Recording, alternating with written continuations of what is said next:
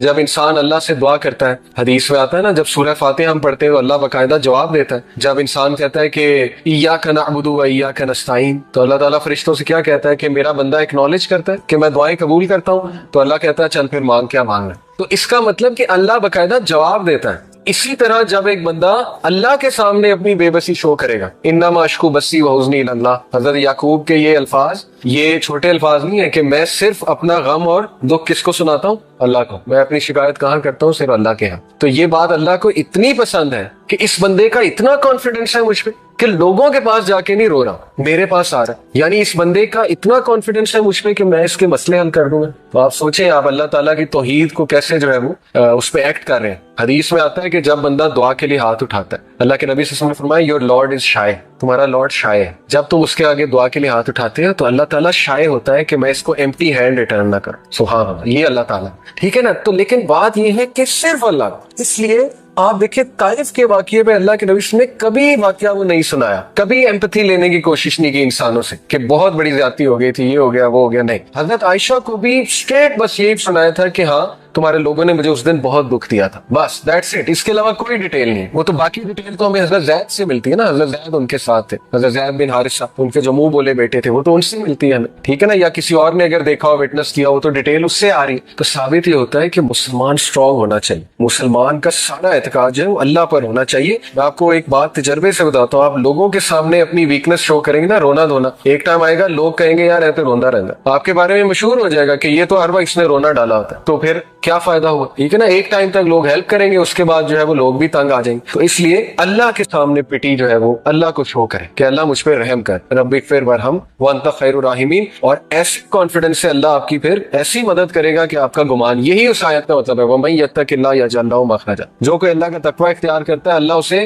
اس طرح سے نکالتا ہے اس مصیبت سے، اور ایسے ایسے سورسز سے دیتا ہے کہ اس کا گمان بھی نہیں جاتا. لیکن شرط کیا ہے کہ اللہ پہ کانفیڈنس، اس لیول کا کانفیڈنس کہ نہیں میرا مسئلہ اللہ ہی حل کر سکتا ہے، میں نے اللہ سے ہی لینا ہے، میں اس کے علاوہ کوئی اور کچھ سوچ ہی نہیں سکتا. بچے کی طرح پیچھے پڑ جائے اللہ کا، جیسے چھوٹا بچہ اپنے ماں باپ کے پیچھے پڑ جاتا ہے نا کہ نہیں نہیں مجھے چاہیے مجھے چاہیے مجھے چاہیے. اللہ تعالیٰ بہت خوش ہوتا ہے، ٹھیک ہے، کیونکہ this shows your confidence on اللہ سبحانہ و تعالیٰ. This shows how much you rely on اللہ، how much you are confident on اللہ کہ اللہ تعالیٰ میرا رب ہے اور وہ ہر چیز دینے پہ بے شک دینے پہ قادر ہے.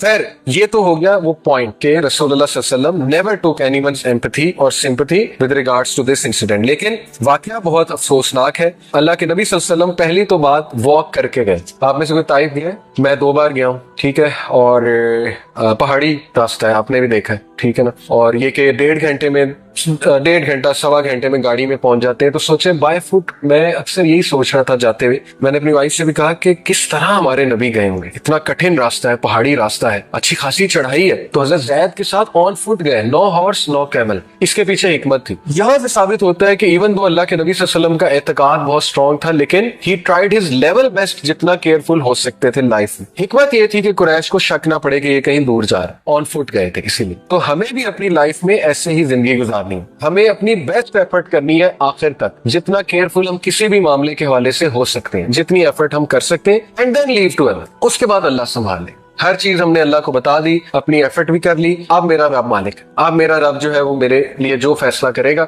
اس کو میں قبول بھی کروں گا، لیکن یہ کہ مدد طلب کرتا رہوں گا اپنے رب کی. ٹھیک ہے، تو وہ بائی فٹ گئے. اور وجہ کیا تھی طائف کو سلیکٹ کرنے کی؟ یہ 3-4 وجوہات جو ہے وہ بیان کی گئی. پہلی وجہ یہ تھی کہ کلوزسٹ سٹی تھی مکہ کے حوالے سے، مکہ کے سب سے قریب طائف تھی، اور یہ کہ ان کے درمیان کانسٹنٹ رائولری اور پیس ٹریٹیز ہوتی رہتی تھی ان 2 میجر سٹیز کے درمیان. دوسری وجہ یہ تھی کہ مکہ کے لوگ طائف کے لوگوں کو بہت اچھے سے فیملی بائی فیملی جانتے تھے. یہاں تک کہ روایات میں آتا ہے کہ ایک جو چیف تھا طائف کا، اس کی شادی جو ہے وہ نبی اکرم صلی اللہ علیہ وسلم کی ایک آنٹ کے ساتھ ہوئی تھی، ڈسٹنٹ آنٹ کے ساتھ، یعنی ایک رشتہ داری بھی تھی اللہ کے نبی صلی اللہ علیہ وسلم کی طائف کے علاقے میں جو چیف تھا اس کے حوالے سے. تو یہ واقعہ پیش آیا شوال کے مہینے میں، اور یہ وہی مہینہ ہے جب ابو طالب اور حضرت خدیجہ کی وفات ہوتی ہے. اور یہاں سے آپ اندازہ لگا لیں کہ اللہ کے نبی صلی اللہ علیہ وسلم کی great will power and his dedication towards the purpose and his focus کہ اتنے دردناک واقعات ہو گئے زندگی میں لیکن مشن نہیں رک رہا. اسی لیے کہتے ہیں کہ پرپز فل زندگی گزاریں.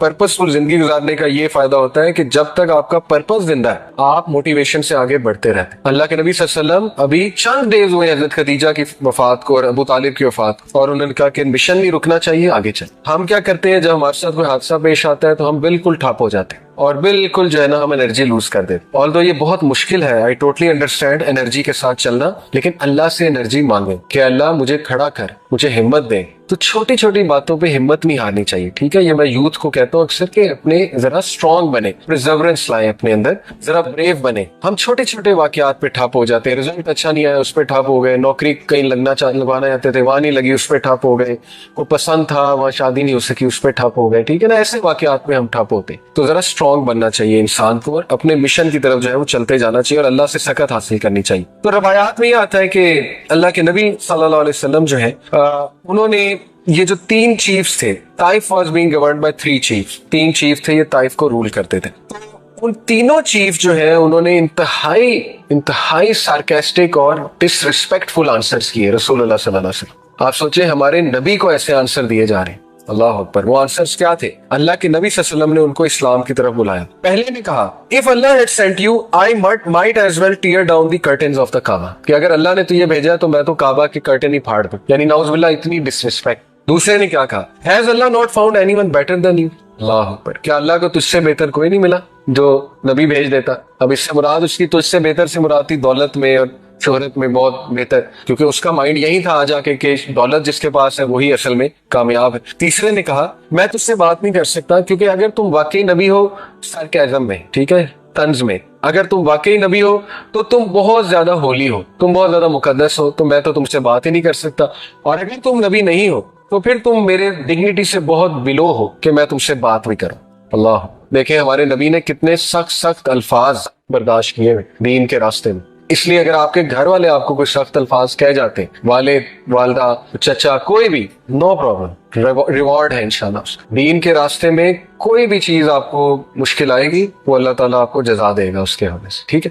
تو اللہ کے نبی صلی اللہ علیہ وسلم نے ان کو سنا, اتنے سخت الفاظ سن لیے فار دا سیک آف اللہ. پھر اللہ کے نبی صلی اللہ علیہ وسلم نے ان سے یہ کہا okay I will leave but please don't tell the Quraysh I came. ہمارے نبی صلی اللہ علیہ وسلم نے ان سے کہا کہ آپ قریش کو نہ بتائیے گا میں یہاں آیا, کیونکہ ظاہر ہے اس سے معاملات بگڑ سکتے. تو اس پہ انہوں نے ایگری کیا تینوں نے کہ ٹھیک ہے ہم قریش کو نہیں بتائیں گے. اب اللہ کے نبی صلی اللہ علیہ وسلم نے ہمت نہیں ہاری, تقریباً 1 ہفتہ طائف میں رہے, روایات میں آتا ہے تقریباً 1 ویک رہے. اور طائف کی وہ گلیاں بھی میں نے دیکھی جہاں ہمارے نبی صلی اللہ علیہ وسلم پہ پتھراؤ ہوا, ان گلیوں سے ابھی تک غم کی سی کیفیت, سیڈنس ٹپکتی ہے. اور میں نے وہ مسجد بھی دیکھی, مسجد انس, حضرت انس تھے نا جو غلام تھے جو نبی اکرم صلی اللہ علیہ وسلم کے پاس انگور لے کر آئے تھے, اور اللہ کے نبی صلی اللہ علیہ وسلم نے ان کو دعوت پیش